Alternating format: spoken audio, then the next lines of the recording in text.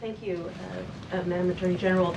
So as you know, the Supreme Court did not rule on the underlying constitutionality of the President's birthright citizenship order. So what is the plan now? Are you going to try to implement the EO just in states where there isn't a legal challenge?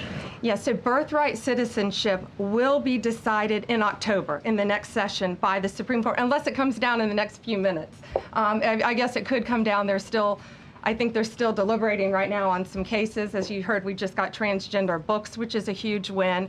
But most likely, that will be decided in October in the next session. However, it indirectly impacts us because, as you correctly pointed out, if there's a birthright citizenship case in Oregon, it will only affect the plaintiff in Oregon, not the entire country. So yes, it's indirectly, but that's pending litigation, and we're waiting on that in the next term. And how concerned are you that the Supreme Court will come back and determine that the executive order is unconstitutional? Oh, we're very confident in the Supreme Court. But again, it's pending litigation, and that will directly be determined in October, but it indirectly impacts every case in this country, and we're thrilled with their decision today. Peter. Madam Attorney General, thank you for being here to take our questions. A couple questions to the both of you. The EO had a 30-day grace period before it goes into effect.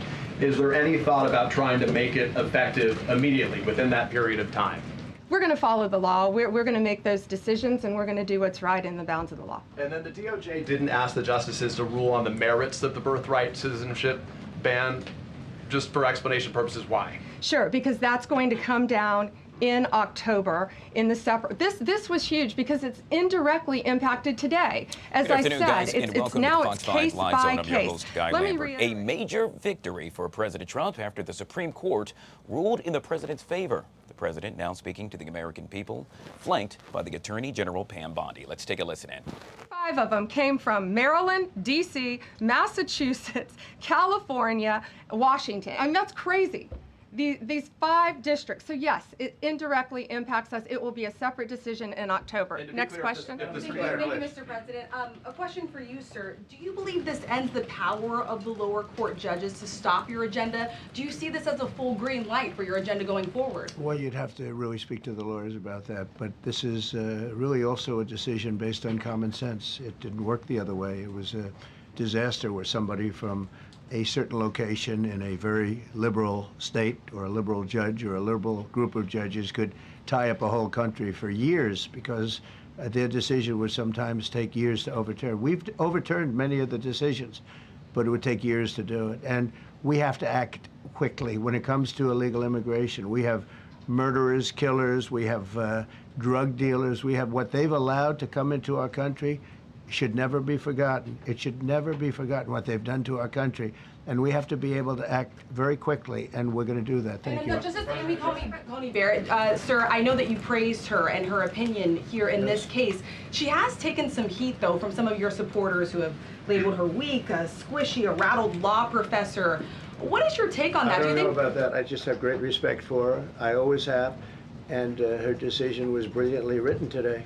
From all accounts, yeah. Transgender rulings, Mr. President. What would you say to Americans who fear that this is more and more concentration of power in the White House and the executive? Well, this really brings back the Constitution. This is what it's all about, and this is really the opposite of that. I mean, the question is fine, but it's the opposite.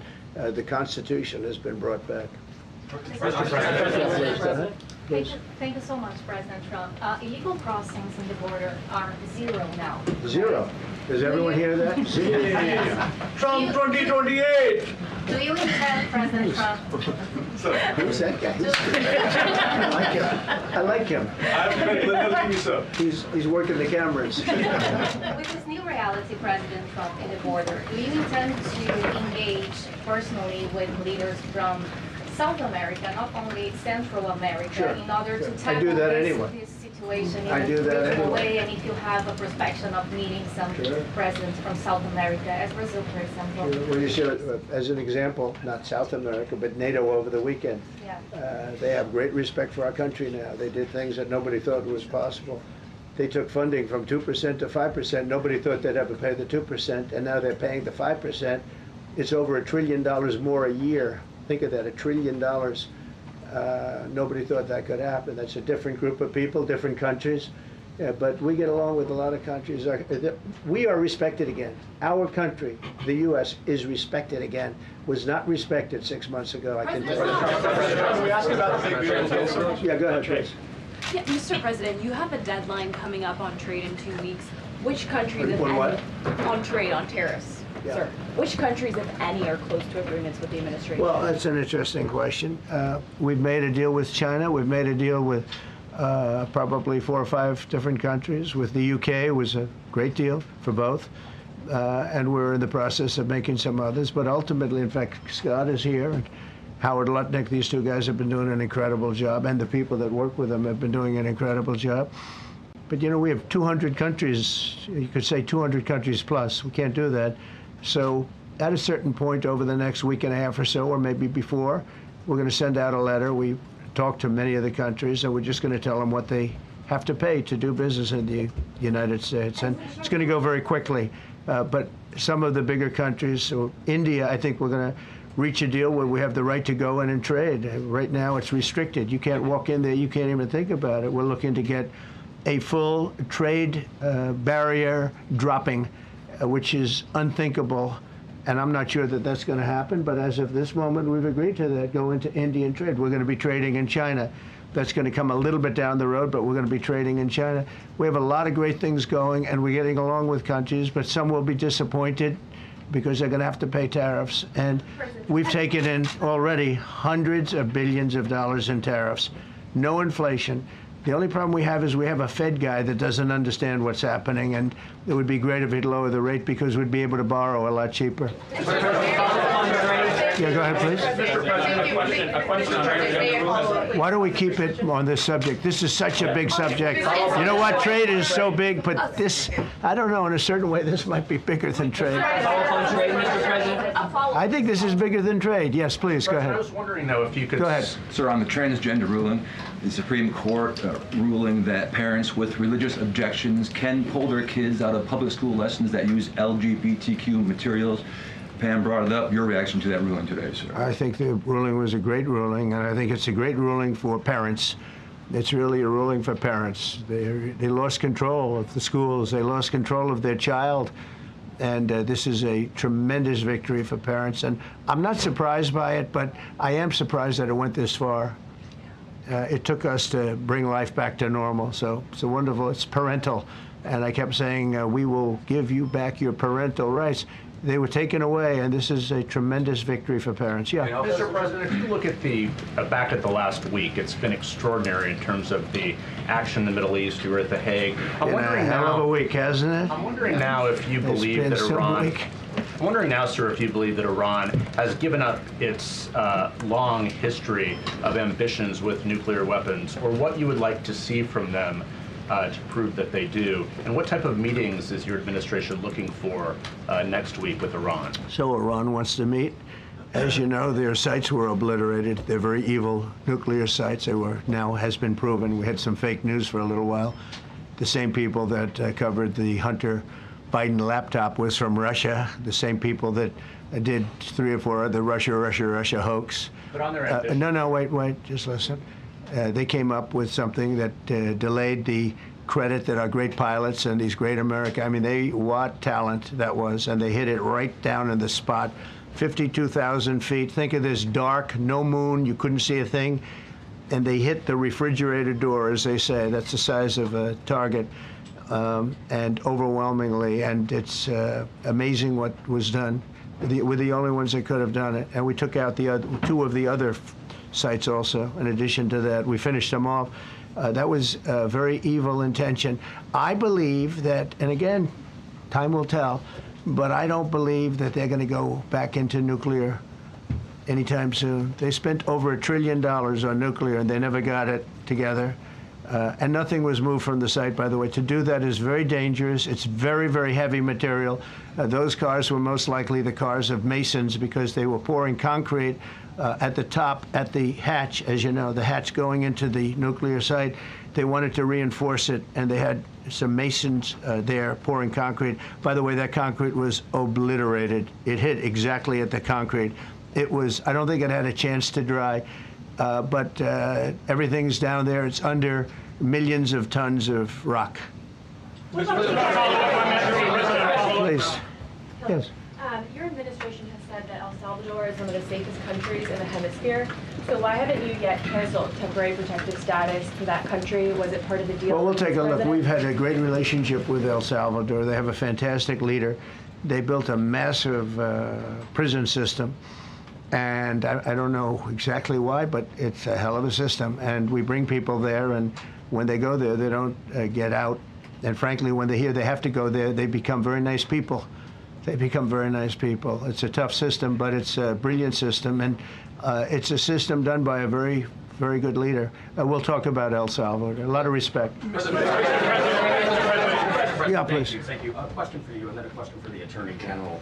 As you go into negotiations and talks with Iran, are you demanding not only that there would be no uranium production inside of Iran, but also that Iran would turn over all existing stockpiles of uranium? Well, you know, we're a little early for that, but something like that, yeah, we'll do something like that. Let me say that I've been saying for 25 years, even as a civilian, you cannot let them have a nuclear weapon, and that's what happened. It's been obliterated. It would be years before they could ever get going, and I really think it's probably the last thing. They have to recover from a hell of a tough war. Would you also be demanding that the IAEA have full rights to inspect in Iran? Or somebody, yeah, or somebody that we respect, and then including ourselves. And a question for both the President and the Attorney General. Under birthright citizenship, if this is implemented, who would be tasked with actually vetting citizenship?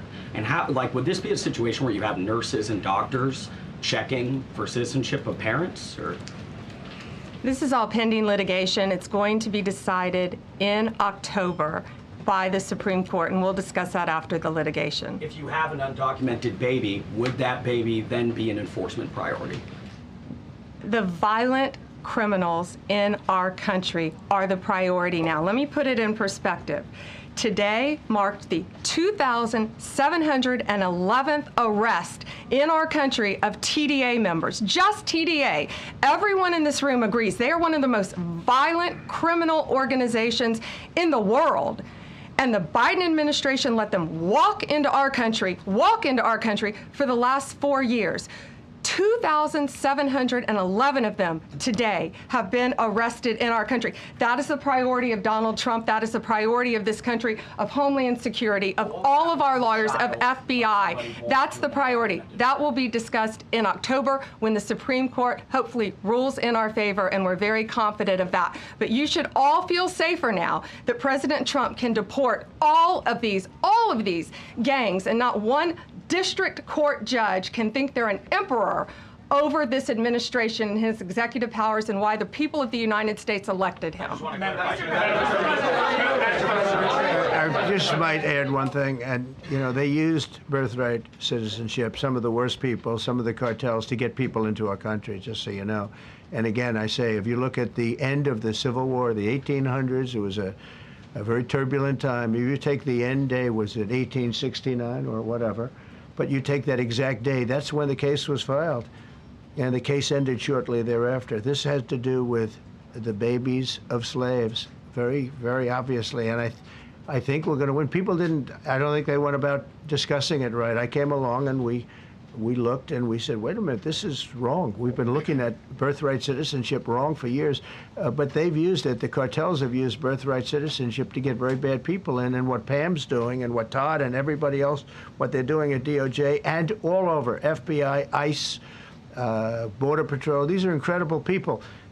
They're trying to keep our country safe, and they don't want to have people come in. This is just another way that they get illegal immigrants into our country, and in some cases, very, very bad ones. Go ahead. Thank you, Mr. President. On your tax bill, if I could for a moment, senators are racing to rewrite parts of it right now after the Senate parliamentarian ruled that sections of it were outside of the process that they're using to get this through. Do you think that senators should respect the decisions of the parliamentarian? And what have you personally done in the last 48 hours to try and get Republican senators who are against the bill to a yes? Well, look, it's a great bill. It's a massive tax cut. If it's not approved, your taxes will go up by 68%. Think of that, 68, a record, the highest in the history.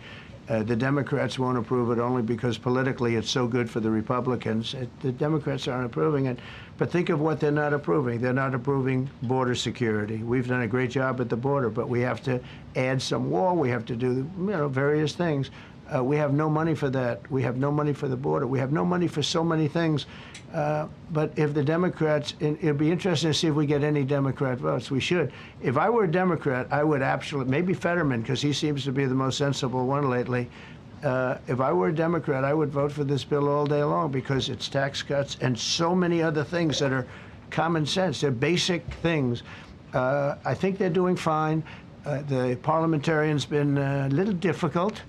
And I would say that I disagree with the parliamentarian on some things, and on other ways he's been fine. But we'll have to see. It's a big issue.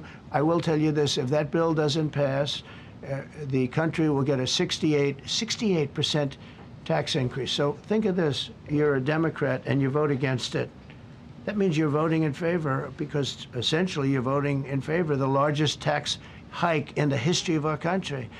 And you can't do that. In addition, we're cutting costs by $1.7 trillion, and it won't affect anybody. It's just fraud, waste, and abuse. Mr.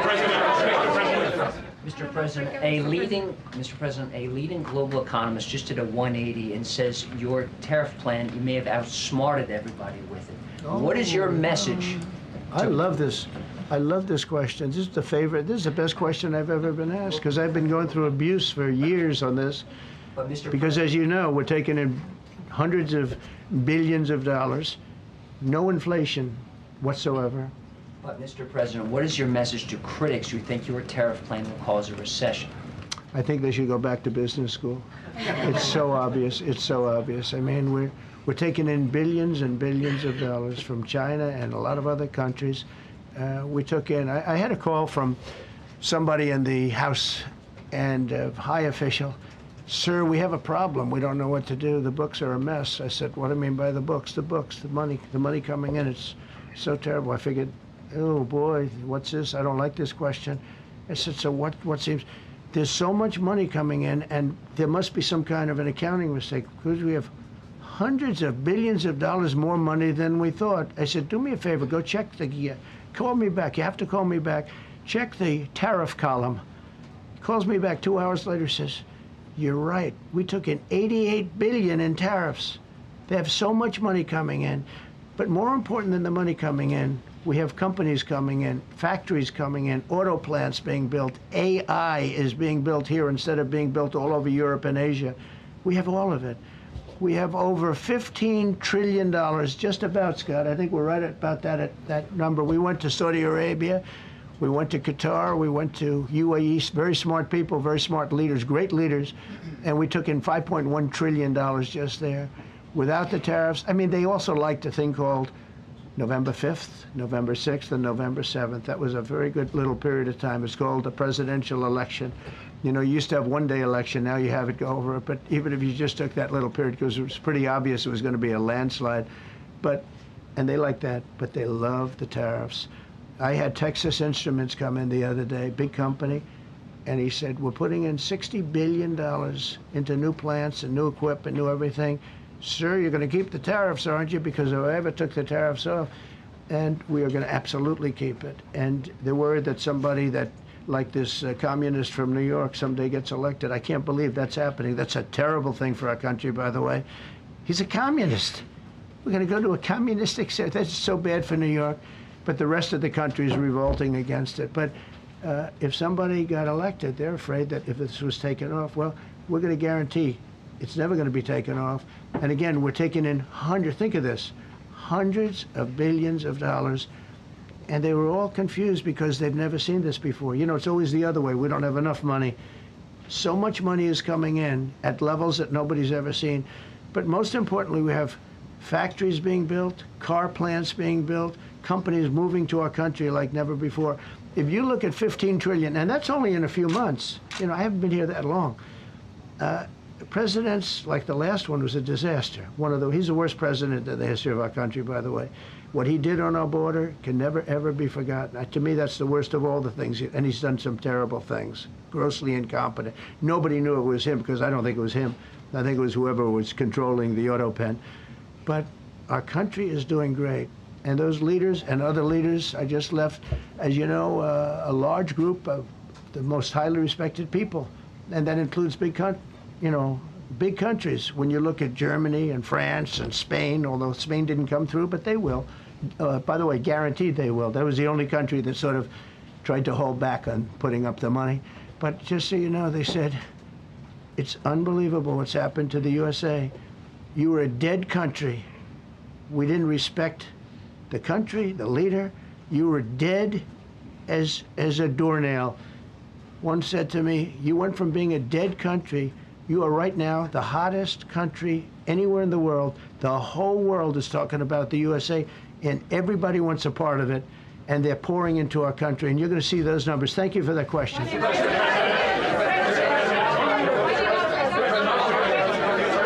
Yeah, go ahead, please. Thank you, Mr. President. I have a question about trade. Secretary Bessent has said that he hopes tariff deals with major partners will be done by Labor Day. So if some deals are not done by your July 9th deadline, will some countries' tariffs go back up, or will they stay where they are now? Well, there's some countries that are used to ripping us off, to be honest with you. And I don't want to name them, but you sort of can name them. And they're so used to just, taking it billions and billions of, look, we had a trade deficit of more than $1 trillion. Think of a trillion, a trade deficit.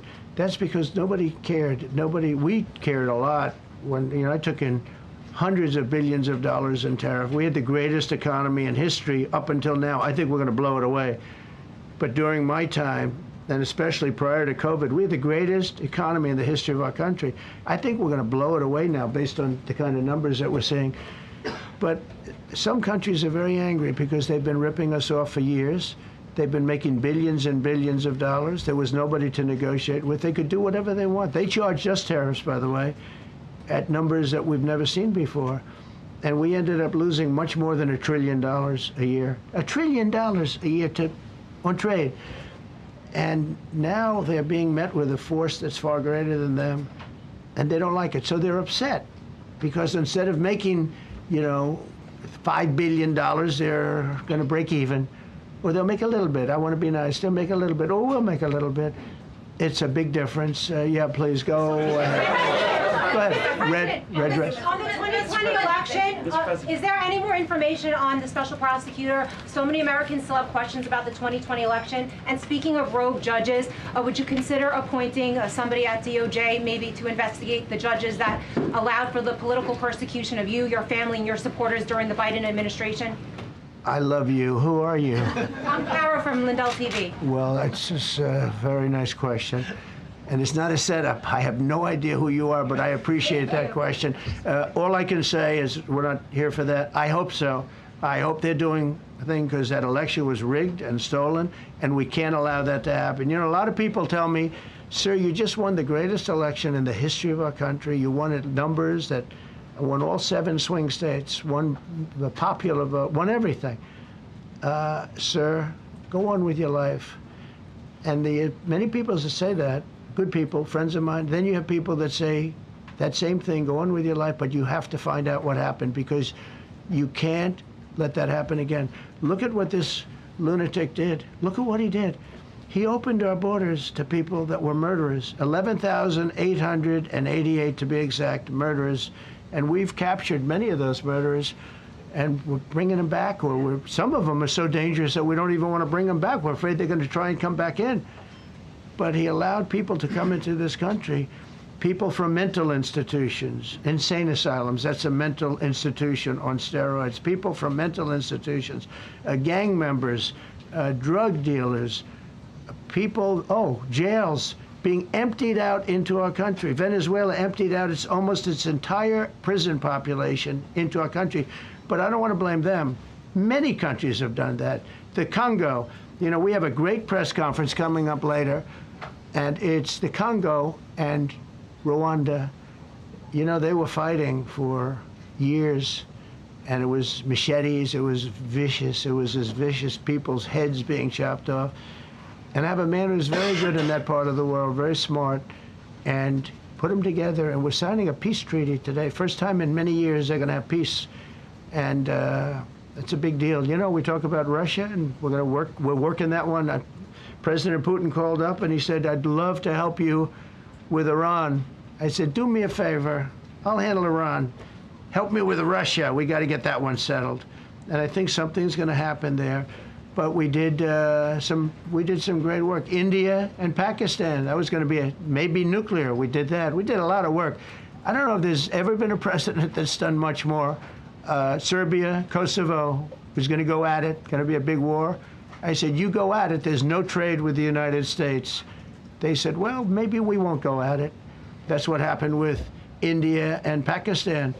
I was negotiating with both of them, and I said to Scott, I said to Howard, cancel all deals with India and Pakistan. They're not trading with us because they're in a war. They called back, what do we do? I said, look, you want to have trade with the United States, it's great.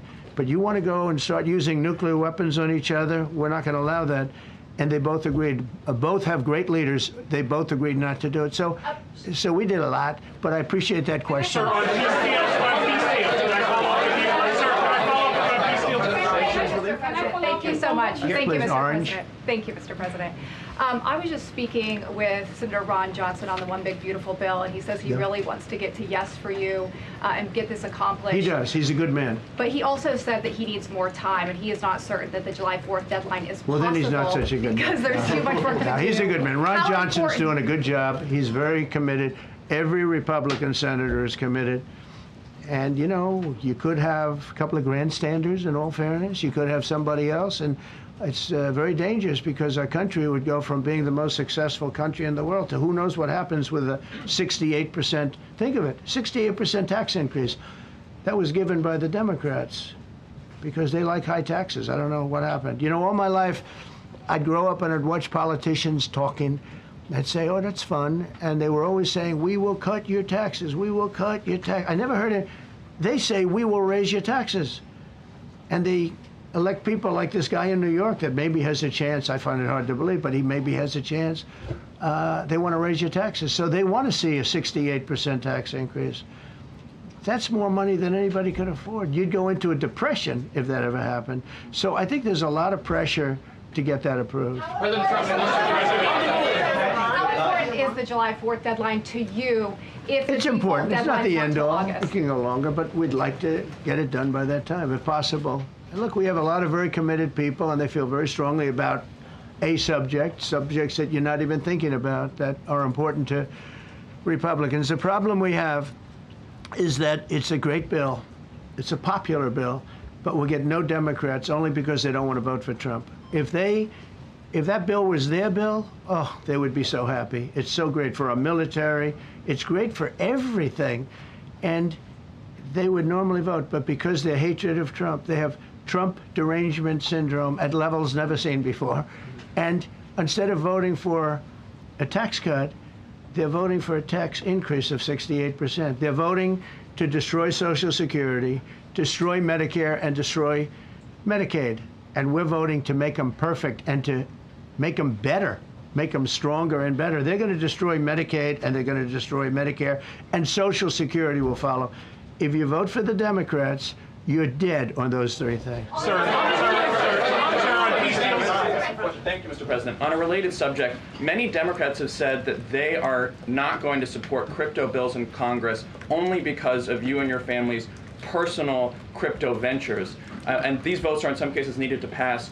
Are you open to the idea of pulling away from your personal crypto ventures just for the next few years if that helps get these crypto bills passed in the next few months? Well, it's a very funny thing, crypto. So I became a fan of crypto, and to me it's an industry. I view it as an industry, and I'm president. And if we didn't have it, China would, or somebody else would, but most likely China. China would love to. And we've dominated that industry. It's a big industry, by the way. In fact, when the stock market went down recently, crypto and Bitcoin and all of that went down much less than anybody else as a group.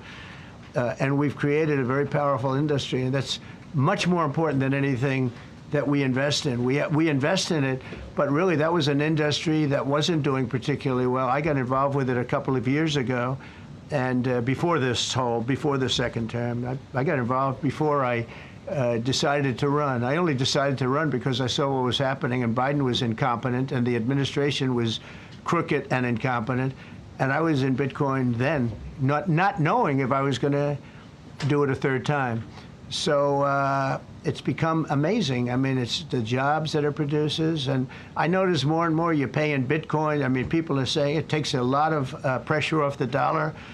And it's a great thing for our country. So I don't care about investing. You know, I have I have kids and they invest in different things. They do believe in it.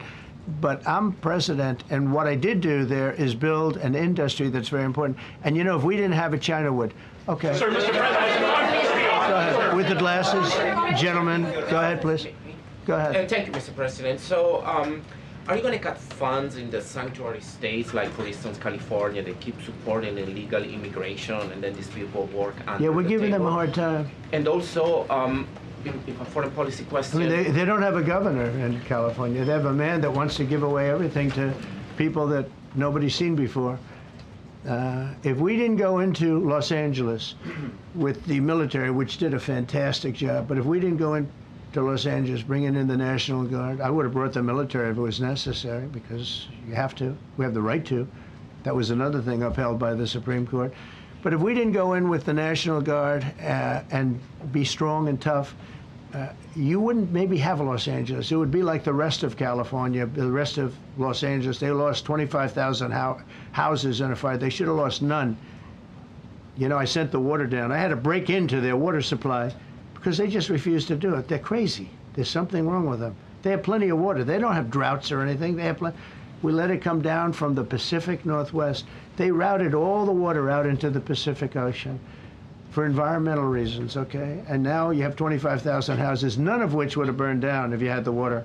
They didn't have water. They didn't have water for the fire pumps. They didn't have water in the sprinkler systems that people put in. So the answer is we're going to work with governors. We're going to work with radical left Democrats and Democrats, and we're going to make it good for everybody. We'll have to stop the crime in those, or in the case of the cities, I think I can say just about all cities with heavy crime are run by Democrats.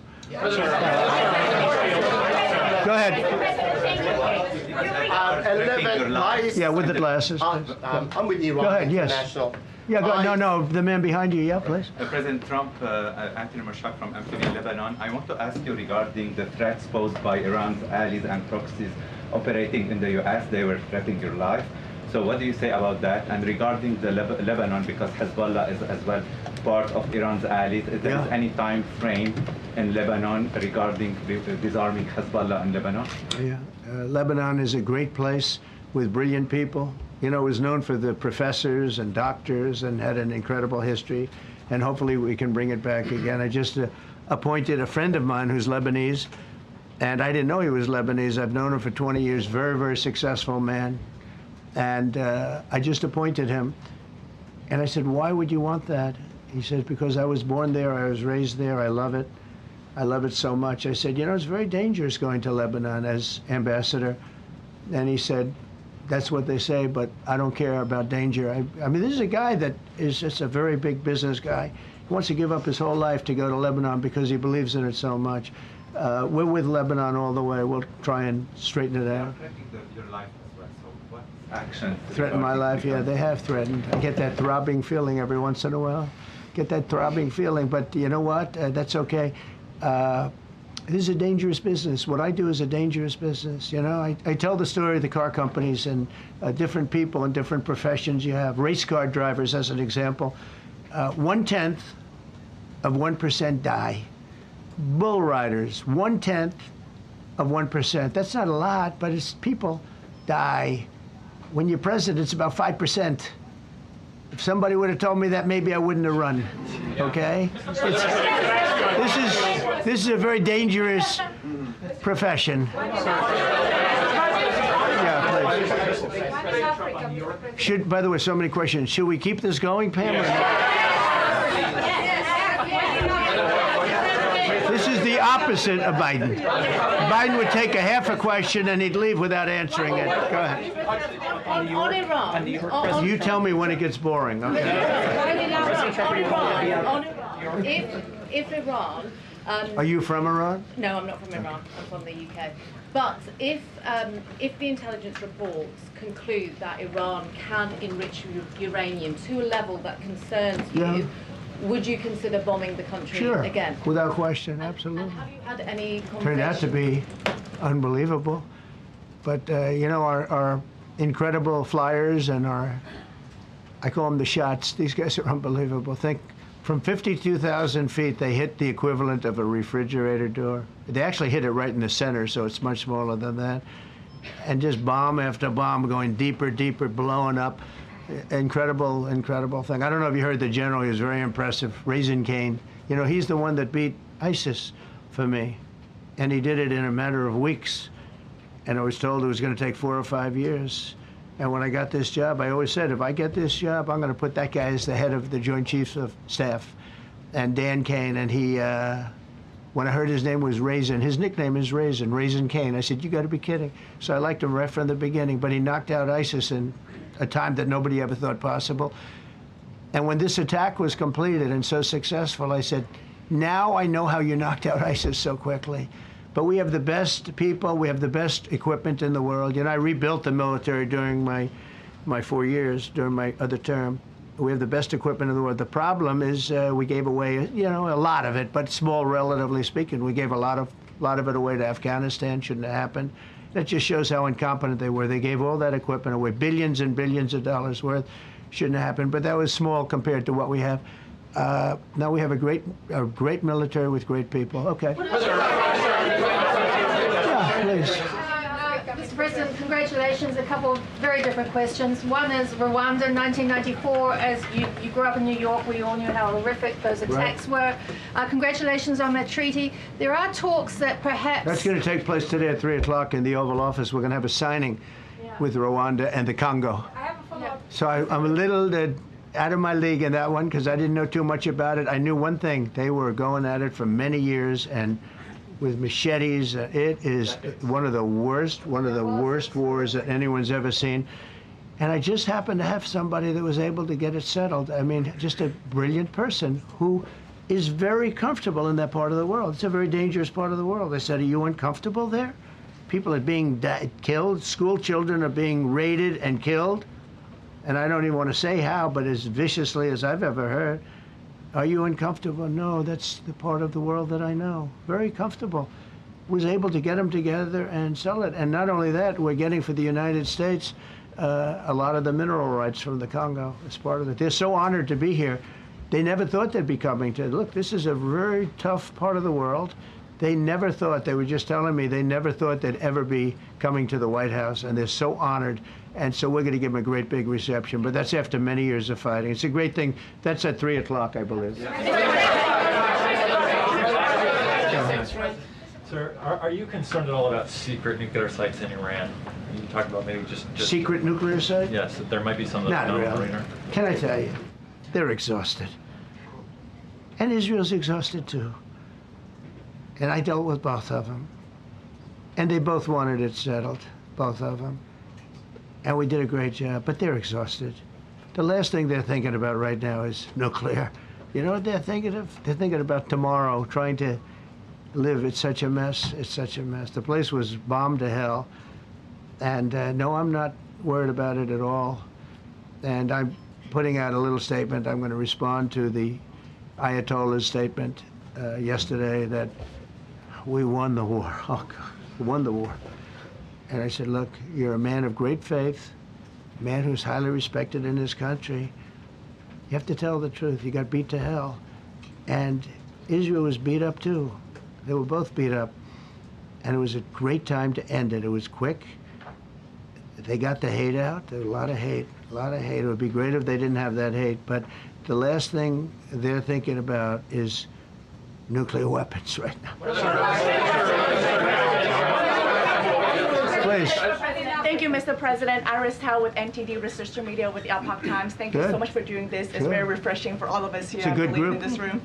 It's refreshing? Very refreshing, yes. We haven't Probably. had this in, for the past I understand what you mean. So thank you so much for coming out here. Other than Caroline's done a great job. Yes, sure. You're referring to the past administration, not to Caroline, right? Yes.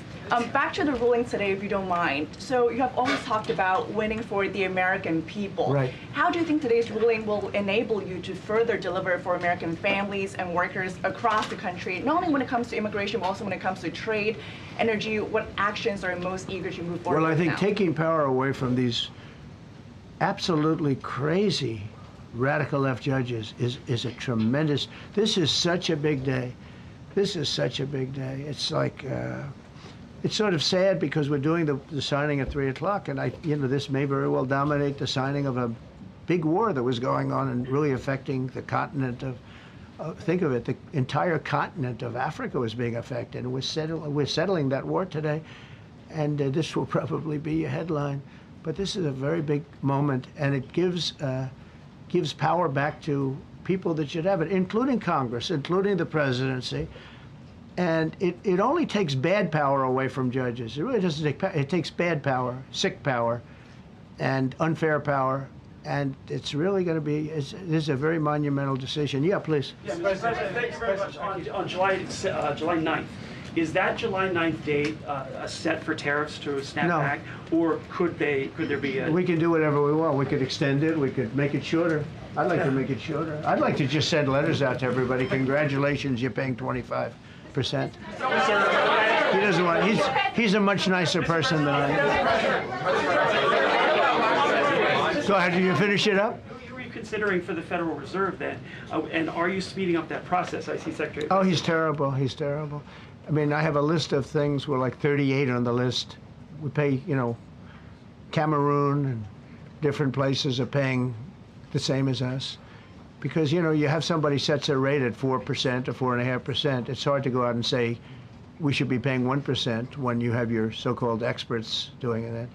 And the sad part is, as per the question that you asked about tariffs, we've had the tariffs and we have less inflation than we had before. What we have is a hell of a lot more money, a hell of a lot more income, and we shouldn't be paying a rate like that. In other words, when we pay a rate, I'll tell you, each point is the equivalent of $300 billion. So if we had it down 3 points, because I think we should be at 1, you have Switzerland is at 0.25. In other words, 25% of 1%. And they're the #1 right now. But we should be the #1. And soon you're going to have, I think, you're going to have where the people will pay will pay, like we had a few years ago, where you put up money, you loan money, and I mean, you actually, instead of paying, you get paid. I love that. I don't know if it's any good, but I love it, where you put up money and you get paid. But we should be in a category, so we should be at the top of the list, not toward the bottom of the list. But we have a man who's not a smart man, and he probably has Trump derangement syndrome. And he's just not a smart person. What he's doing, though, he's hurting us for years to come. Because if we borrow money at 2 points higher than we should be paying, that's $600 billion. Wouldn't you say those numbers are about right, Scott? So it's 2 points would be about 600, actually more than that, but about $600 billion, all because the guy doesn't want to lower the rates. He is doing the service, a very disservice, and then he goes up and talks about, I'd like to see costs come down. He gets up and he does his little thing for 5 minutes, and he goes out and he goes back to the beach. He goes, I'd like to see costs come down. Well, he could lower the interest cost by $900 billion a year. All he has to do is lower rates. And everybody's saying, I was watching some of the business shows today, and they're saying, Trump's right. He should really be cutting. The country's doing well. We have no inflation. Now, despite him, we're doing great. But if we got the rates down, we would be a rocket ship. So I think that'll be it. And I just want to thank everybody. This is a really big day. We've had a big week. We've had a big week. We've had a lot of victories this week. NATO was a tremendous victory. The war was a tremendous. Look, we were talking about this for 30 years, about Iran being nuclear. And all I said is it will not be nuclear, and it's not going to be nuclear. And, I want to give credit to a lot of people, and most importantly to our great military. Boy, they put out that fire. Once that happened, once those bombs got dropped, that war was over. That war was over. But I just want to compliment them. Incredible. The general and all of his generals. Pete Hegseth was great. They all, and now I want to compliment Pam. A lot of genius went into this. People, if you don't say it exactly right, if the Supreme Court doesn't get it because it's incorrectly spoken about, and that happens. A lot of cases are lost because they don't say the right words. But I want to correct. She's going to go down as a great attorney general. I may change my mind about that. I don't know. Maybe someday I'll have call and say, I was only kidding.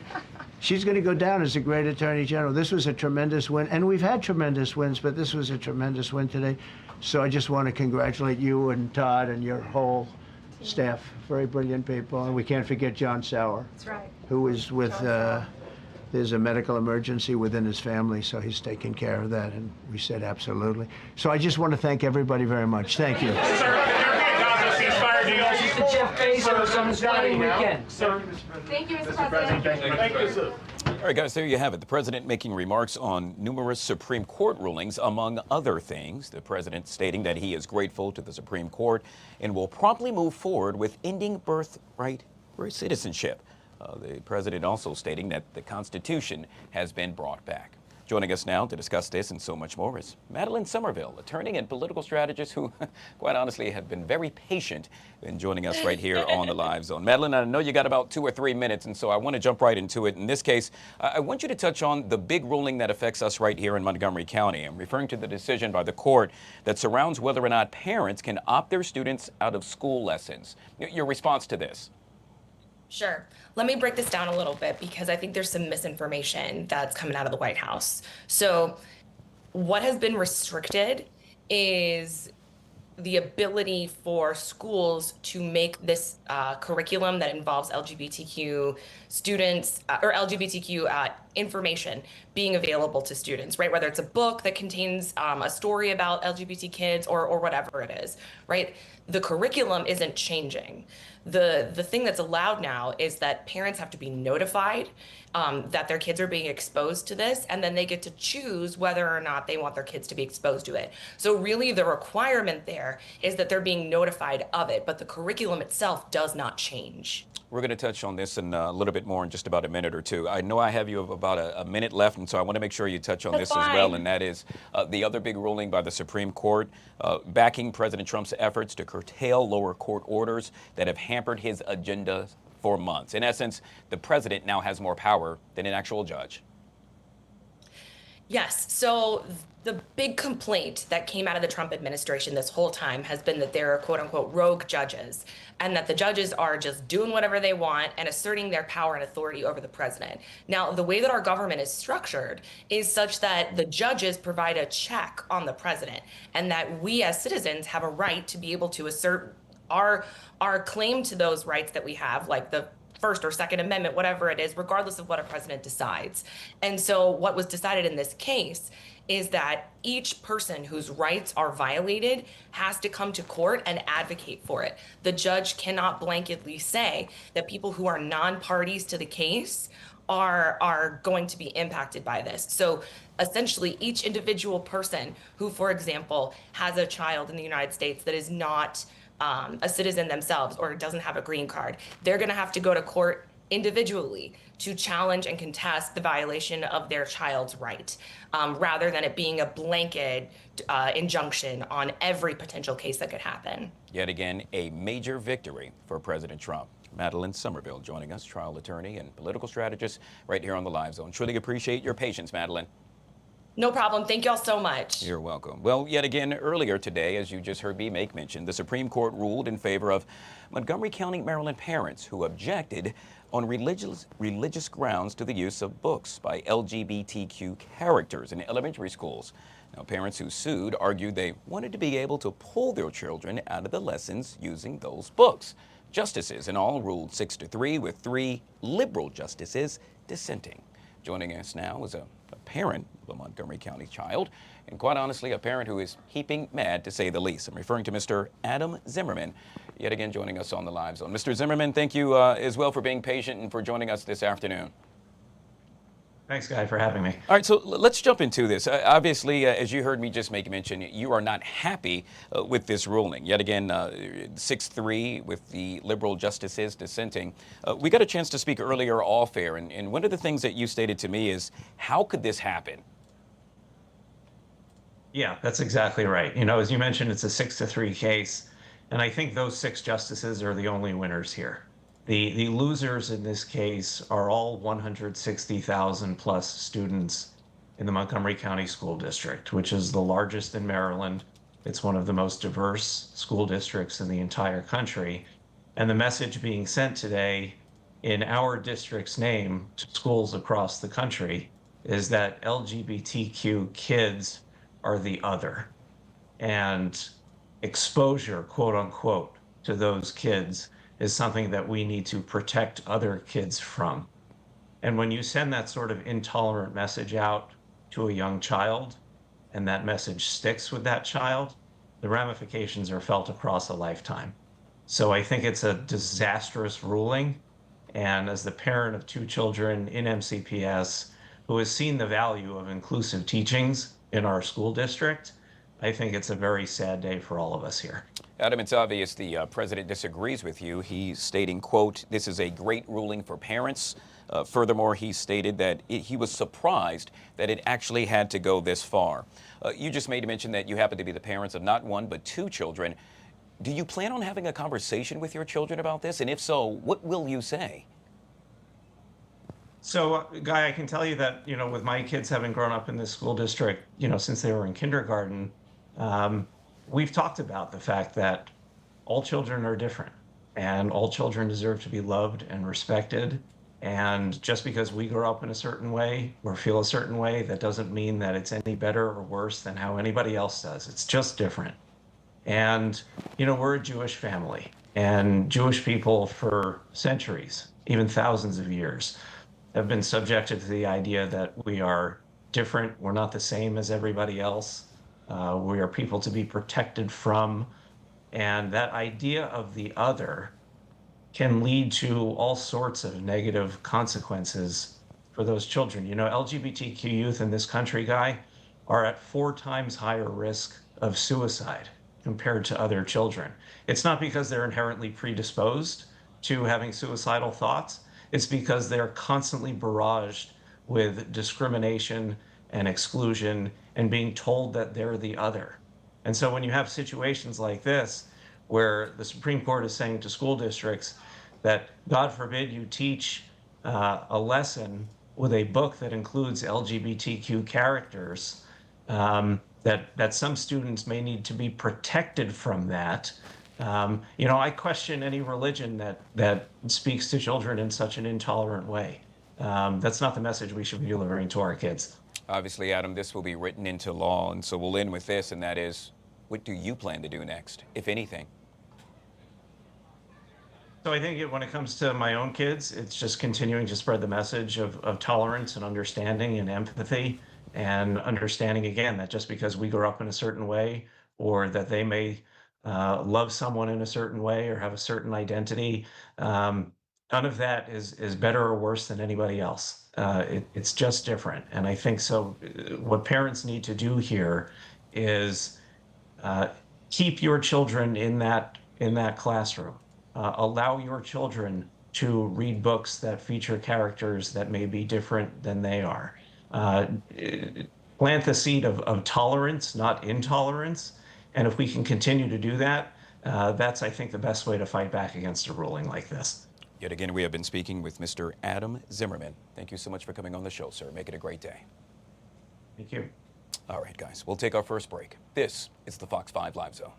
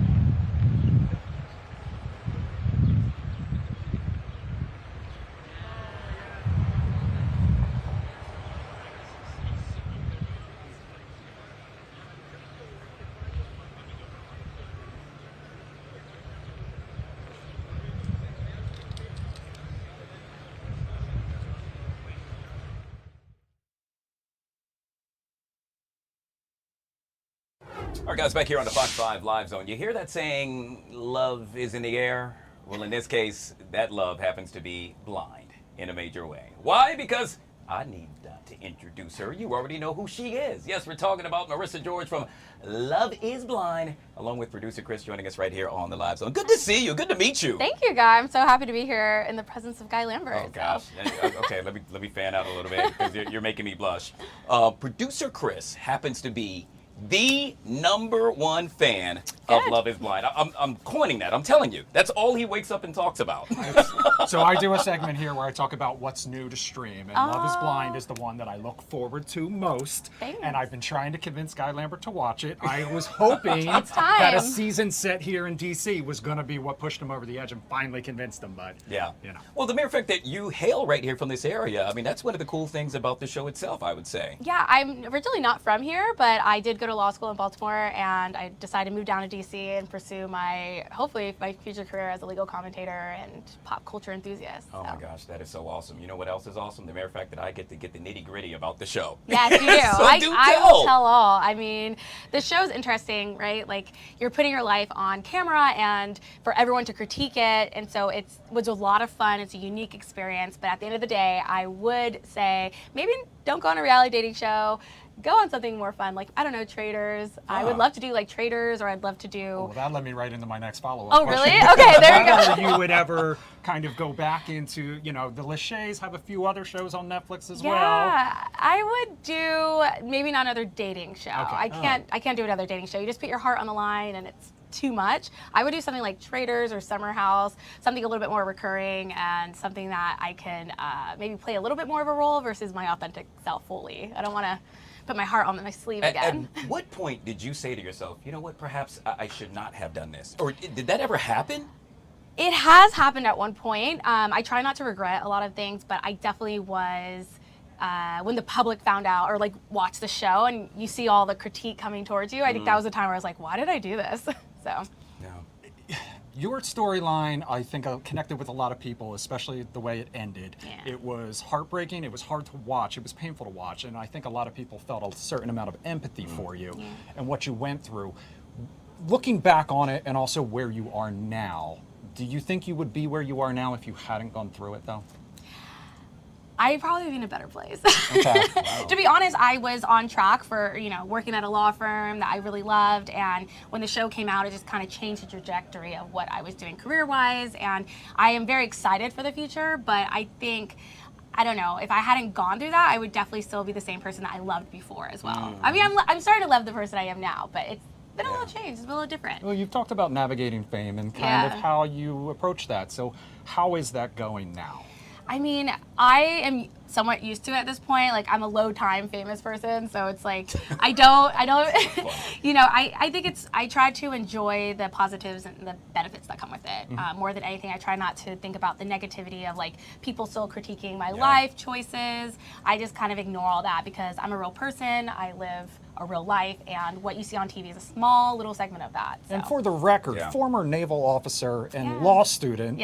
Pursuing a career in law as well. And obviously this has been a busy time of year. I was on your social media recently. This has been one of the biggest topics on Guy's show, not only today, but the Diddy trial. I know you have been very, very active in what's going on there. And has this been, I mean, obviously it's a very serious situation, but has this been sort of an exciting time and a chance for you to really kind of connect with your fans and explore that avenue a little bit more? Yeah, it's been, honestly, I was trying to figure out like what my niche is and what I wanted to do with my career in the public eye, and I said, I want to still use my law degree. I always went to school to become a lawyer, so I was like, why don't I look at what I love, which is like celebrity gossip and pop culture moments, and obviously a celebrity trial is right up my alley because I love pop culture and I love law. So it's been really exciting. I'm going to try cover the Brian Coburg Idaho 4 case. I cannot wait, and hopefully the Blake Lively and Justin Baldoni and Chris Brown and whatever else is out there. I just want to cover it.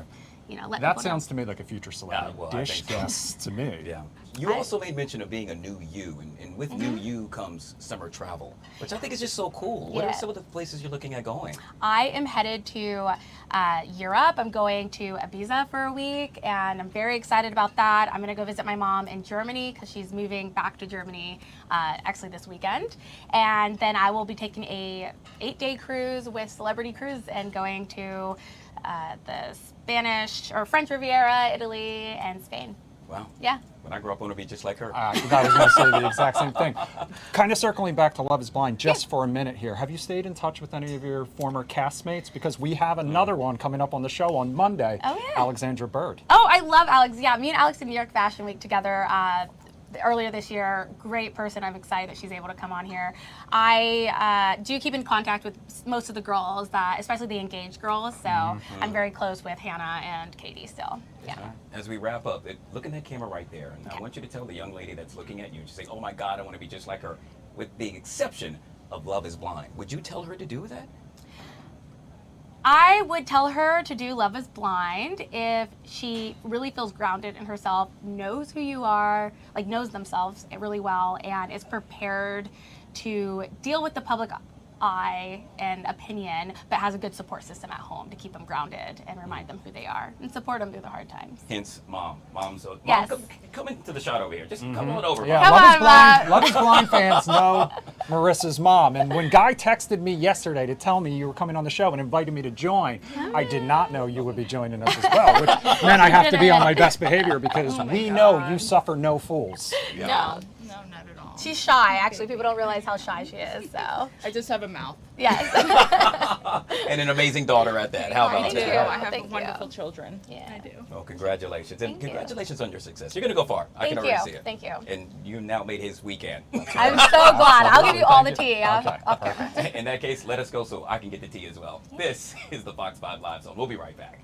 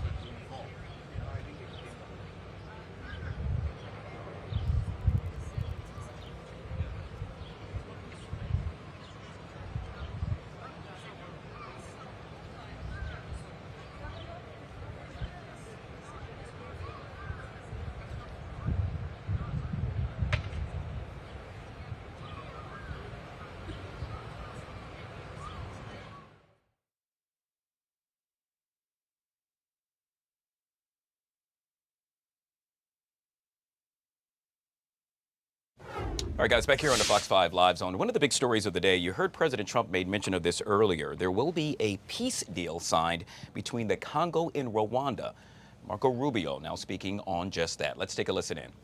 Very important, and you're very involved in that as well. So what are you guys doing this week in Qatar? You guys want to work a little bit? We are grateful to all of you. Thank you. Thank you. Thank you, Mr. Secretary. I now turn to the Foreign Minister of Rwanda for remarks. Thank you. Secretary of State Marco Rubio, Minister Therese Kayipamba-Wagner, Chairperson of the African Union Commission, Mahmoud Yusuf, Minister of State, Mohamed Ali Koulaifi of Qatar, my colleague, Minister of Foreign Affairs of Togo, Robert Dussé, senators, dear colleagues, good afternoon. Let me begin by expressing our sincere appreciation to President Donald Trump for his personal engagement in facilitating this historic agreement. We also extend our gratitude to the Secretary of State, Marco Rubio, Special Advisor Massad Boulos, and the entire State Department team. Your dedication has been indispensable. This agreement is the product of months of coordinated efforts by multiple actors. It is very important to note that the State of Qatar has played an absolutely central role. Indeed, the opening which led to today's agreement began in Doha. We will lend our full support in the weeks ahead to Qatar's mediation efforts led by Minister of State Mohamed Al Koulaifi to secure a peace agreement between the DRC government and the AFC M23. This process is already well underway. Today's agreement also builds on the African-led peace initiatives, which are ably led by the African Union facilitator, President Faure Gnassingbé of Togo. The heart of this peace agreement is the decision to establish a standing joint security coordination mechanism between DRC and Rwanda. The first order of business is to begin implementing of the concept of operations for the neutralization of the FDLR, to be accompanied by a lifting of Rwanda's defensive measures. This is grounded in the commitment made here for an irreversible and verifiable end to state support for FDLR and associated militias. That is the bedrock of peace and security in our region. FDLR is no ordinary militia. It is the remnant of the forces which committed the genocide against the Tutsi in 1994, in which 1 million people were killed. With this agreement, we also committed to facilitate the return of refugees in our respective territories with the support of the UNHCR.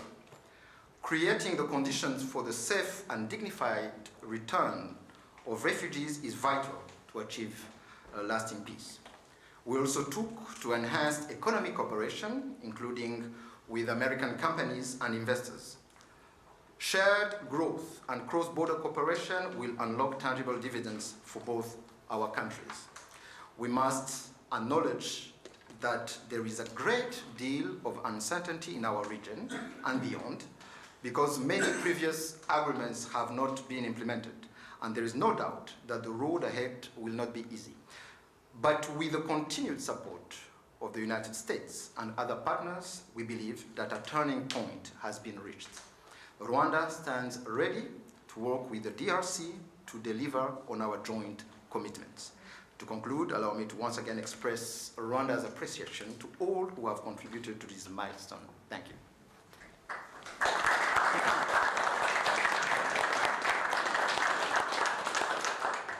Thank you, Mr. Minister. I now turn to the Foreign Minister of the Democratic Republic of the Congo.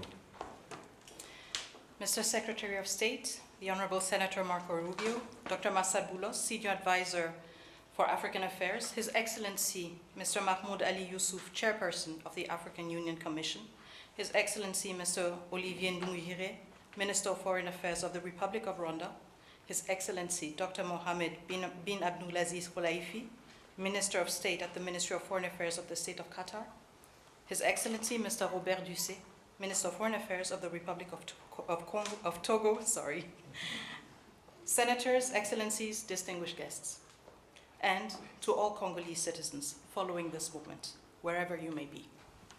2 months ago in this very room, we signed a declaration of principles, a first tangible... All right, yet again, following that breaking news, a major peace deal signed between Congo and Rwanda. As you can see, Secretary of State Marco Rubio overseeing that meeting. The president made mention that there will be a special press conference all surrounding that beginning at 3 p.m. Switching gears back to the Supreme Court earlier today, a decision in the case, well, really that had been reviewed right here in Montgomery County. It has to do a lot with whether or not parents can opt their students out of school lessons. That involves the LGBTQ themes or storylines. Joining us now to discuss this and so much more is Mr. Kayvon Schroff. He's a former Clinton staffer and 2024 New York DNC delegate and political strategist, kind enough to join us right here on the Live Zone. Kayvon, thank you so much for being patient and joining us. Kayvon, great to join. I apologize. Kayvon, I have it correctly now. Obviously, a big day with regard to what unfolded at the Supreme Court. I want to touch on first with regard to what happened here in Montgomery County. We are based here, actually. That ruling I'm making reference to that surrounds the court's decision on whether or not parents can opt their students out of school lessons. This was a major victory for parents and a blow to the Montgomery County public school system. I'm curious, your take, sir. Well, I think it's a question of where do you draw the line, right? Are you going to now allow parents to pull their kids out of science class if they don't believe in evolution? You can think of so many examples. Can they not be exposed to Shakespeare if it shows certain types of relationships that, parents don't approve of? And it really is part of, I think, a large right-wing effort that's existed for decades to undermine our public school systems. So all for parents' rights, but again, we have to measure that against why we have a public education system, and that's so that students can grow up, learning the essentials that they need to learn. So I do see this creeping into other subjects very quickly. It's going to be interesting to see if that actually happens. We know earlier the president took a victory lap, if you will, after the Supreme Court backed his efforts to curtail lower court orders that have hampered his agenda for months. To put it plain and simple, the president now has more power than, let's just say, any old judge. This actually suggested by the president that he won the birthright citizenship. Many are stating that's not necessarily correct. The president also says that he plans to move forward with actually addressing the birthright citizenship ordeal. Yet again, sir, your comments on that. Yeah, so you're right to say that the president was not honest when he said that he won this birthright citizenship issue. The Supreme Court actually did not decide on that. What they decided was the power and sort of reach of these federal injunctions that we've seen. By the way, federal injunctions that Republicans used enormously during the Biden administration. One of the reasons student loan forgiveness didn't go through was because the very right-wing Fifth Circuit kept blocking a lot of Biden administration policies. Now, I do think some people on both sides see a silver lining here. There's been a lot of forum shopping, which is really trying to find the right court to give you the decision that you want. And because of this now, there's a little bit more of, a hindrance on that approach. So that could be a silver lining. But the reality here is that the president is clearly wrong on the issue of birthright citizenship, and this does not agree with him in any sense.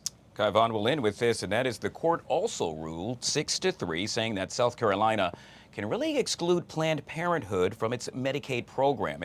It's not necessarily just the services related to abortion. I'm curious, your take on that. Right, well, this court has been against access to health care really since Trump got his conservative majority. And, we're several years now past the overturning of Roe v. Wade, and this is just the latest effort to deny people access to essential health care. Yet again, we have been speaking with Kayvon Schroff. Did I pronounce your last name correctly, sir? You got it. High five going out to me, and a high five going out to you, sir, for being patient. We truly appreciate you joining us right here on the Live Zone. Thank you. All right, guys. Yet again, we are going to take you back to the press conference surrounding all things with the Congo and Rwanda signing a major peace deal. Secretary of State Marco Rubio, flanked by the Democratic Republic of the Congo spokeswoman. Let's go ahead and take a listen in. It begins. Thank you.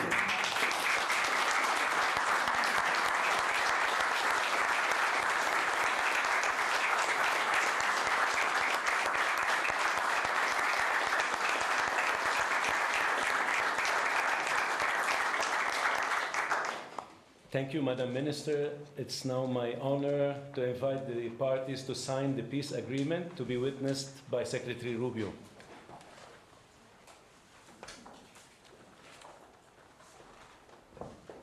The agreement being signed includes provisions on the respect for territorial integrity and the prohibition of hostilities, the disengagement, disarmament, and conditional integration of non-state armed groups, the establishment of a joint security coordination mechanism, the facilitation of the return of refugees and internally displaced persons, as well as humanitarian access, the reaffirmation of MONUSCO's mandate, and the establishment of a regional economic integration framework. The agreement also includes an annex on the functioning of the Joint Security Coordination Mechanism and the full text of the concept of operations of the Harmonized Plan for the Neutralization of the FDLR and disengagement of forces / lifting of defensive measures by Rwanda, which was agreed to under the auspices of the Luanda process on October 31st, 2024, and adopted by the foreign ministers on November 25, 2024. With the parties' signatures today, the agreement immediately enters into force. Thank you very much. Congratulations.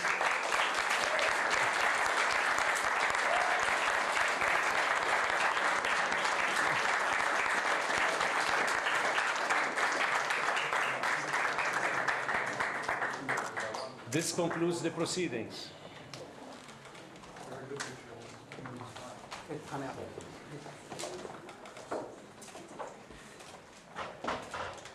Kindly stay seated while the parties depart. Can we get a picture with the two senators? Yes, please.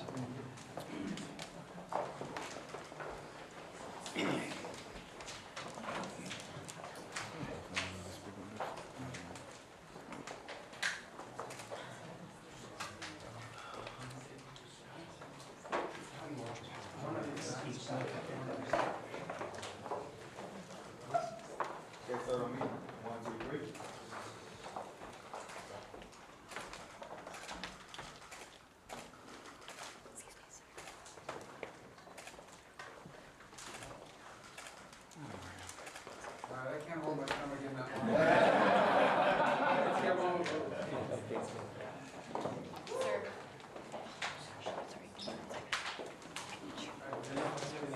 Sit down or you're blocking the camera. Okay, so I'm in 1, 2, 3.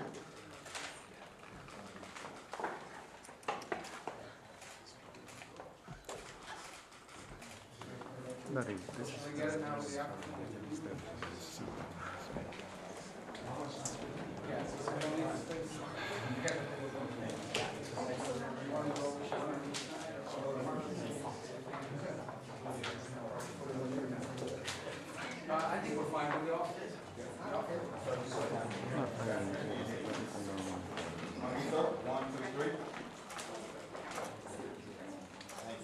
Can you get down? Thank you.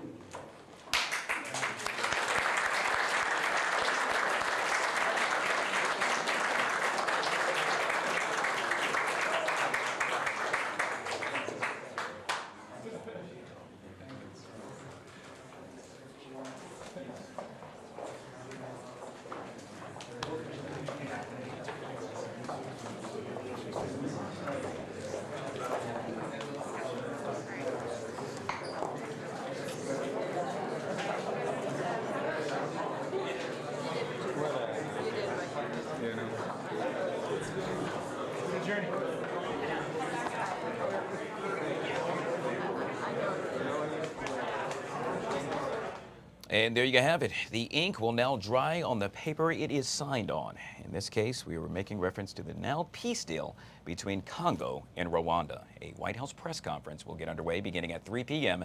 to highlight their achievements. We'll take a quick break and we'll be right back.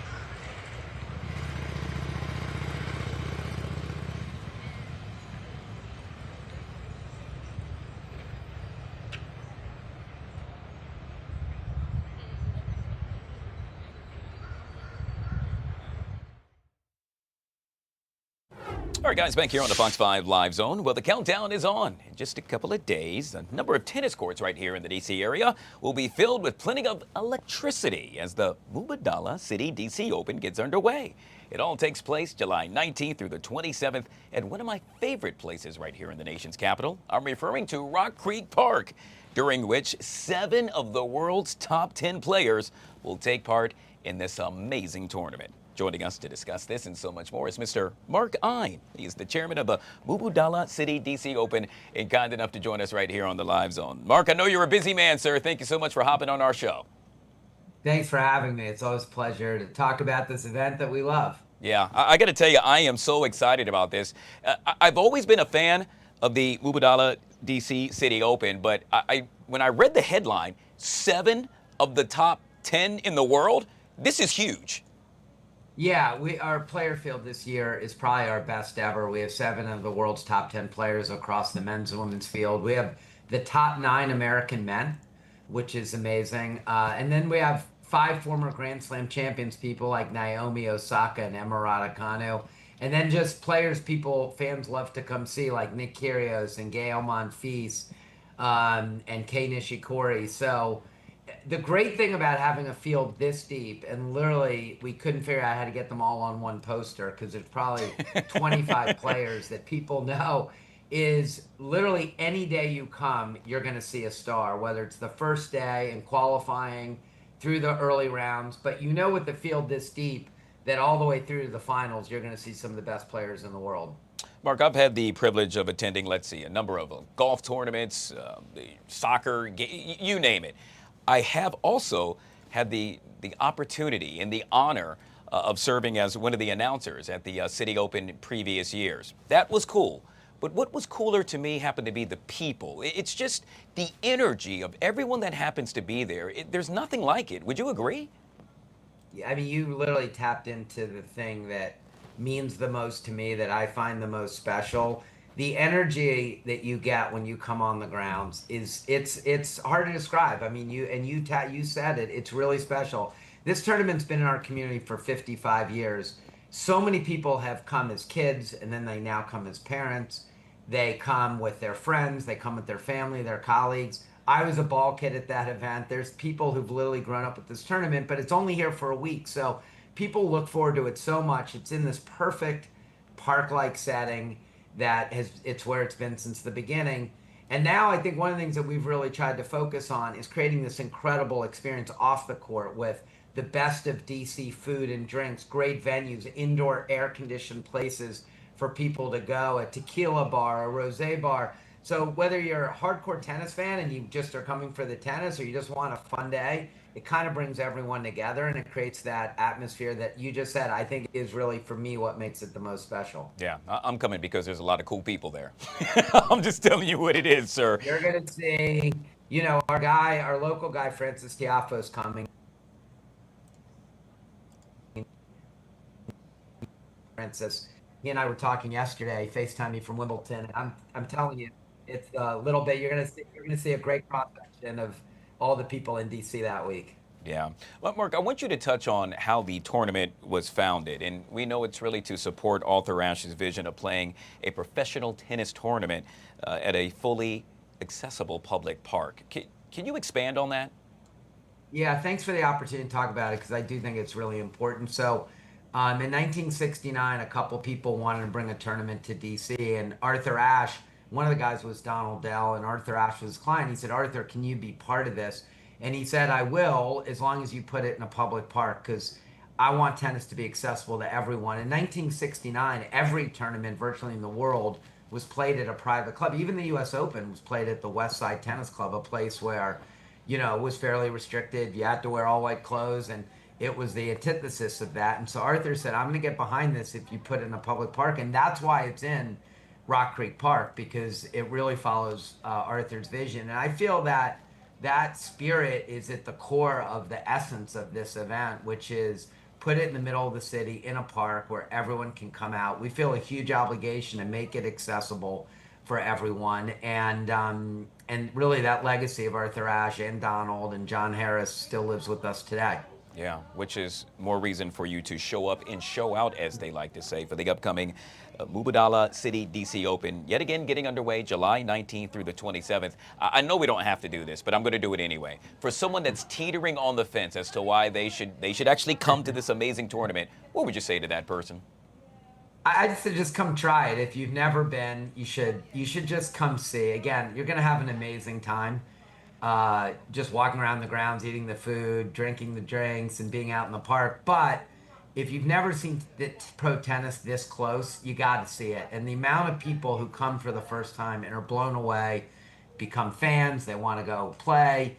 It happens to virtually everyone because you really don't understand the extraordinary athleticism of these men and women until you're up close. And one of the things about our tournament is you are on top of the players. I mean, the stadium is small, but then you get off to the side courts and the practice courts. You're literally in the front row watching some of the best players in the world. And the last thing I'd say, we're so proud of the fact that we're one of only 10 tournaments in the world that's men and women together, which is kind of amazing. And it's a very high-level men's and women's event. So, you know, whether you're a man, a woman, whether you have little boys or little girls, everyone can come out and be inspired and aspire to be what they're watching on the courts. Yeah. By the way, I need to make mention, and I may mispronounce it, but I believe it was the Taste of Tennis. And that's where a lot of the media, a lot of folks, you could buy a ticket, you show up, and you get a chance to taste food from all over the world. Mark, I'm telling you, I had an amazing time there. Folks, if you haven't showed up, you got to check it out. It is truly one of a kind. It's a must-see. The one thing I just would add, guys, just that this event sold out for the last 4.5 years. And it's probably going to sell out in a week or two. I usually don't like to, I'm not here to talk about that. But what bums me out is when people say I tried to go and it was sold out. And so there's, you know, I'd say if people want to come, I'd grab the tickets sooner than later. Yeah, I'm with you on that one. It's a must-see. Mr. Mark Ine, chairman of the Mubadala City DC Open, kind enough to join us right here on the Live Zone. I truly appreciate your time, sir. Thank you. Appreciate it. Thanks. All right, guys, we'll take a quick break. We'll be right back.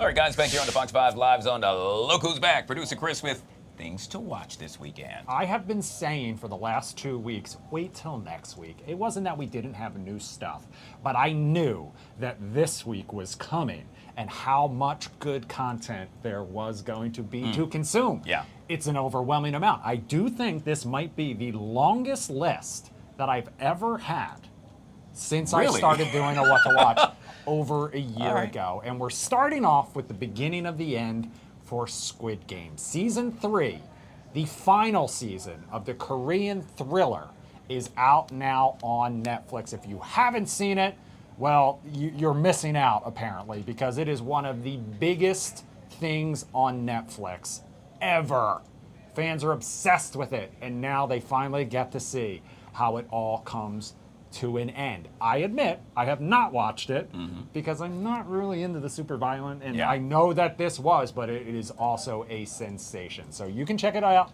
I believe 6 episodes, all streaming right now on Netflix. Did you get into this one? I've never, not one episode. But here's the best part. Now I can just binge it all. Exactly. So I'm all in. Exactly. And I know fans had their feeling. They loved the first season. It was a huge hit. The second season, fans liked. It was highly anticipated. But some fans felt like it was kind of just setting up this last season. So now you get the payoff. All right, speaking of final seasons, we don't know for sure, but this may be the last time we say, yes, chef. Oh. Because The Bear season 4 is out right now. And it could be a goodbye season.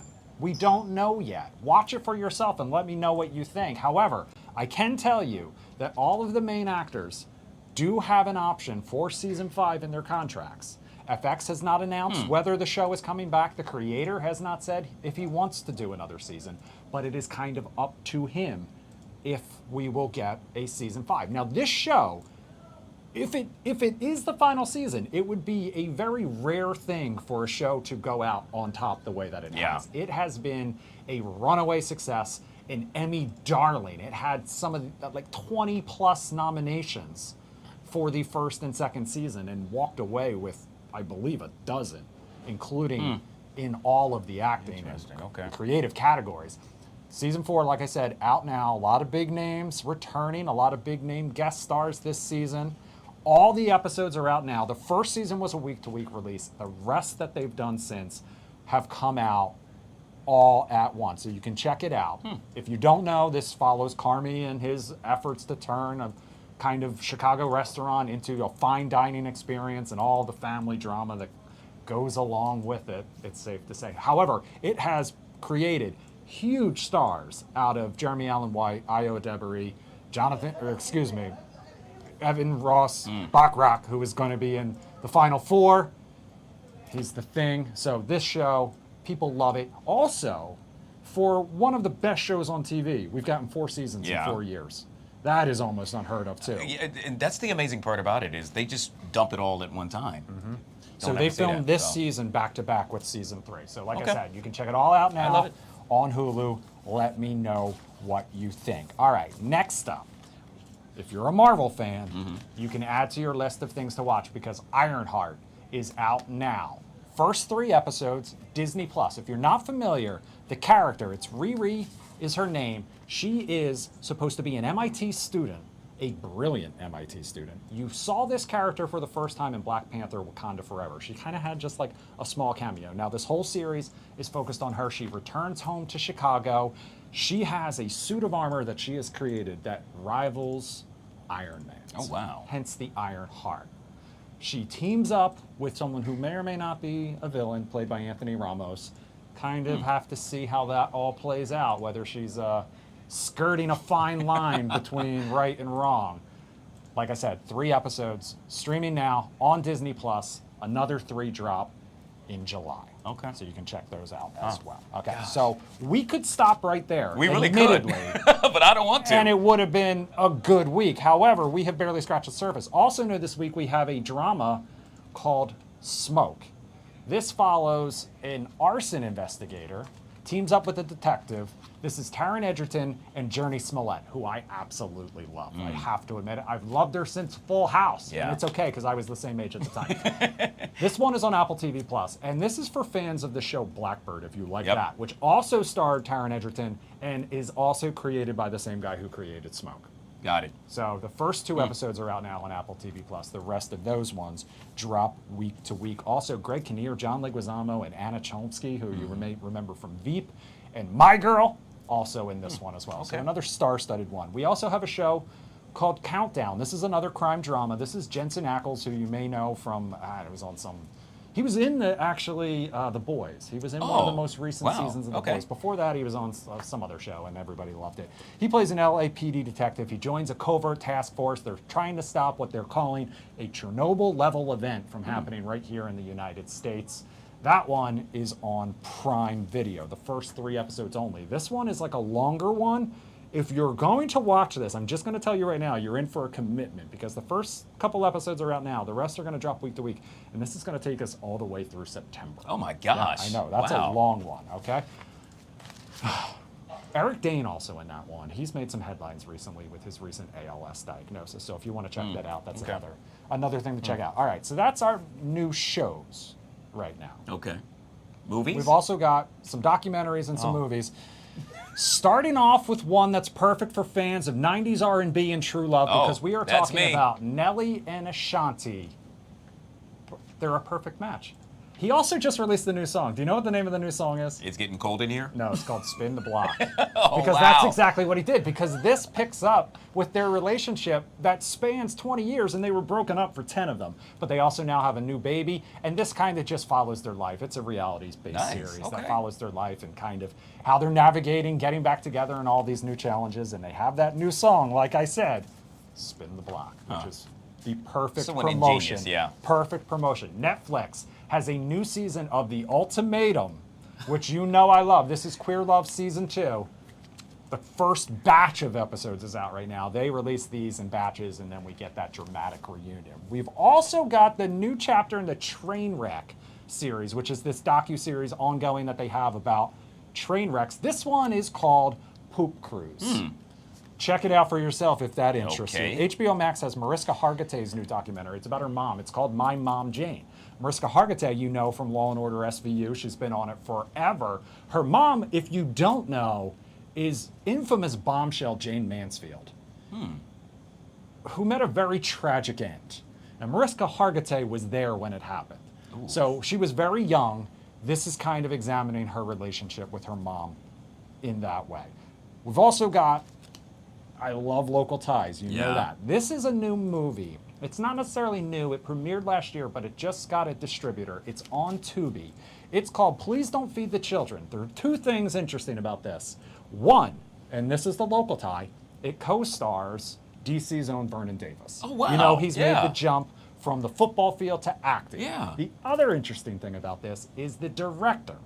I want to make sure I get this right. Her name, I don't actually have her name. Destry. Destry is her name. But that's her first name. Her last name is Spielberg. I wonder who... Steven Spielberg's daughter. This is her debut, directorial debut. Vernon Davis is in it. You can check that out streaming on Tubi. That is awesome. You know, I am so proud of what he's been able to do. I know, it's That great. is I love to see it. And hopefully we'll get to have him right here to talk about it soon. Yeah, and high five going out to Steven Spielberg's daughter. I know, right? Jeez. Big footsteps to follow him, though. I know what I'll be watching this weekend. That. All right, producer Chris with all things to watch right here on The Live Zone.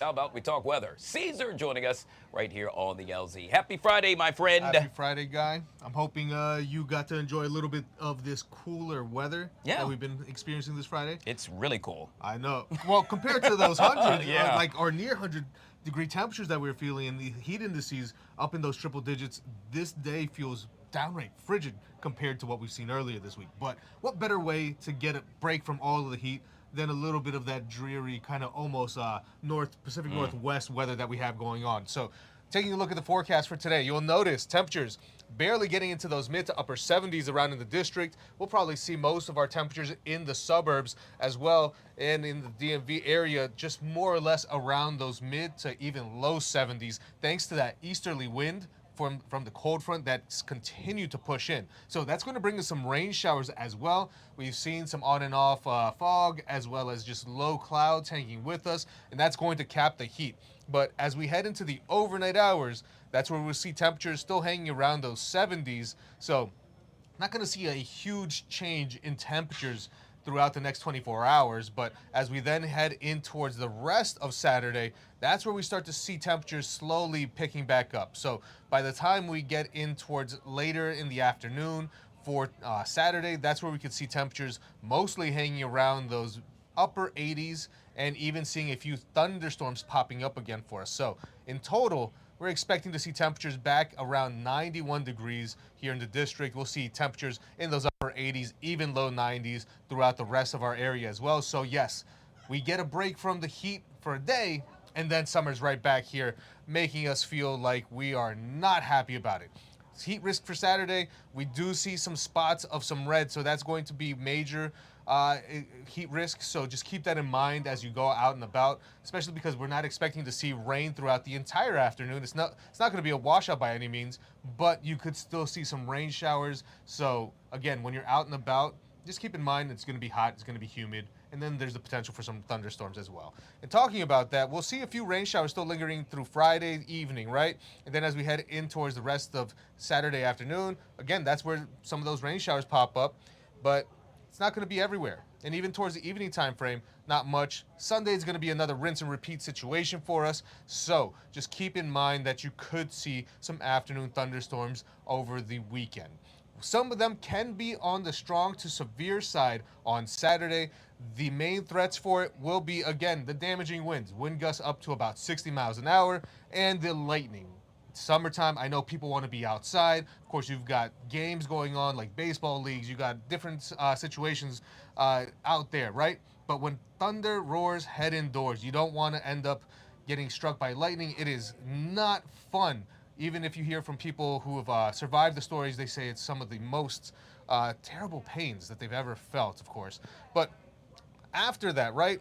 After this cooler day, we see summer return back full force. Saturday, Sunday, temperatures around 91 degrees. Then even going into Monday, 90 degrees as well. And this pattern of afternoon thunderstorms blends in towards parts of Monday and even Tuesday, where temperatures are still expected to stay in the low 90s, upper 80s, but it's also going to be very humid. So once again, Caesar with all things weather right here on the Live Zone. Guys, if you haven't already done so, thank you, Caesar. Make sure you download the Fox Local app. That way you can take your weather on the go.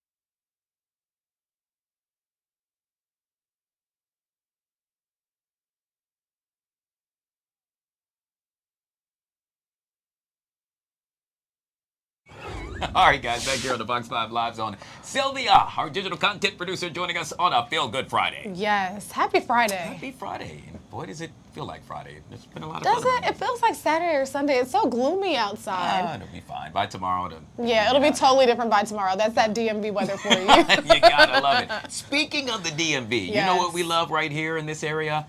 The godfather of go-go. Yes. If you don't love go-go, are you even from this area for Nope, real? you're canceled. And even if you've moved here, it's time to get to it, all right? I'm with you on Go-go that is what we listen to around these parts. Now, the godfather of go-go, Chuck Brown, could be getting a post office actually named after him. I love this. Now, specifically, this is going to be the 12th Street Northeast Post Office, and this is going to be honoring Brown's legacy as the godfather of go-go. And I think this is amazing. Like, I mean, we always see so many different things that pop up. I think there's murals in the city of Chuck Brown, and you know, there's always like that yearly festival that takes place / concert that happens every year. But I think this is amazing to have even more legacy there, so people can see it on a day-to-day basis. Yeah, high five going out to Congresswoman Eleanor Holmes Norton for proposing Yes, this or putting exactly. this forward. But I just wonder, when I walk inside that post office, What? are you going to hear, "A run, Joe"? Yeah. That would be so I think awesome. you should. If they only played go-go in there. Oh, that would be That cool. would be really nice because it can really be like a themed Yeah. post office, and I feel like people would maybe have more allure and like attraction to show up to this specific location. Yeah. But yeah. that would be really cool. I like that. That's a Have good somebody idea. on the Congos playing. Now, if you have a live go-go band in there, that's Oh, a whole man. nother level. Like, I feel like, who's getting any work done? Like, you're gonna head to the post office after work for after hours. Yeah. Well, they say my mom and stepdad worked at the post office Yes. for years, and I remember you get there, it's cool back, you know what's going on in the back Right, room. right. Out in the front, it could be somewhat, let's over say, the place? yeah, all over the place. And Hectic, so I chaotic. think it would fit just fine with what's going No on. different. At the It post just blend right in. There no you big go. deal. So, but yet again, so is that it's a done deal? It's definitely going to happen, or it's I just believe proposed? it should be happening. Okay. Yes. All right. Well, good stuff. I can't Or wait for that may to have, happen. may have. So All right. it's still happening Well, in we'll the see. works. That means you just have to log onto our website, fox5dc.com, Exactly. and find out. All right. Right. So what's this next story? I'm so confused. Okay, so this is one that's really for, I guess, the millennials. If you remember the show Blue's Clues. Oh, Now, that's the why I'm person who confused. sat in the chair, Steve Burns, actually recently announced that he is launching a podcast Okay. called Alive. And this podcast is basically going to be helping young adults kind of walk through the day-to-day life, you know? So we remember Blue's Clues basically being, you know, Steve and Blue's kind of walking kids like through day-to-day life, small things like we just got a letter, or, you know, the paprika and the salt, you know what I mean? Like, it was very cute showings for Okay. kids. And now I guess Steve is basically like, you know, I'm coming back as an adult to kind of speak to the adults that I may have had a hand in shaping through this podcast. Wow. I know nothing about this. You don't know about Blue's Clues? Nothing about it. Okay, well, you I know, feel bad. Wow. Maybe I'm not hip or like. Well, Blue's Clues was like a show that was on me when I was like in elementary school. Okay. So it was very like targeted for like elementary school kids like in the early 2000s. Mm-hmm. And Steve even came back, I believe, a couple of years ago and like sat in the chair, like I think during the pandemic or that's funny. after, kind of being like, hey guys, I'm sorry I left you, but I'm here to say that you're strong enough. You can get through, you know, just a little bit of encouraging moments here. So I'm hoping, or I'm thinking that he is hoping that the people that listened to him and tuned into him when they were younger, Yeah. they're probably listening to podcasts now, so maybe That's they'll smart. get on the wave of Steve as an adult. Yeah. It should be an interesting transition because realistically, we actually don't know you anymore. So, Does will he? we feel comfortable with you? Does he look the same or somewhat the same? I didn't recognize him because Steve has balded. You know, Oh, things change yeah. in the last 10 to 15 years. That's a part of life. You It know, is. maybe Steve can walk some people through that phase of balding. It's a that's thing another that podcast. happens, you Yeah. know. There we go. People need support in multiple different ways. It's dropping in the fall, so I'll probably listen to an episode or a preview just to see what's going on, if Steve has a point or not. Wow. All right. Well, let me know how it turns out. I won't be watching. This would be like if SpongeBob came out with the podcast. Now that I know. But I think I'll this would be watch like that. the equivalent, or like if Barney or somebody was like, "We're gonna have a, I'm the face behind Barney. We're gonna have gosh. a podcast." All right. Well, yet again, you can find out more information on our website, fox5dc.com. Hey, I got about a minute left, and I wanted to run this by you. Earlier today, I saw a study, speaking of generations, where Gen Z believes by the year 2065, all homes, minimum, will cost a little over $600,000. Yeah. all roommates will be robots. That's the one that really got me. Robots? Robots. So you'll have a Wow. robot as a roommate, and well, to put the icing on the cake, there will finally be flying cars. You think that's going to happen? That's only 40 years from now. Are the robots gonna be paying rent? I'm so confused. What do you mean a roommate? Are you contributing to this household? That's what Gen Zers are saying. Perhaps it's the AI that's in the home that's, maybe sweeping up the Maybe. floor, doing the dishes. Gen but- Zers need to slow down. They're thinking about 40 years ahead. What about this year and next year? Oh my goodness. It used to be, what's your 5-year plan? What's your, now 40 years? Yeah, 40 God, I years. don't know what I have planned for 40 years. And if Well, I'm flying a car in the air, oh my goodness, I'm not ready for all that. I think I just struck a nerve here, Yes. guys. Let I us might know. have a baby by then. I have to strap my baby into what, my personal helicopter? Oh gosh, let us know what you think. Hashtag Fox 5 Live Zone. We'd like to know as well. It's not that long, Sylvia. 40 My years right around the corner. goodness. All right, Sylvia, with I'm in all shock. things we're following Now I need for the you Blue's Clues podcast. right here on the Live Zone. We'll take a quick break, guys. We'll be right back.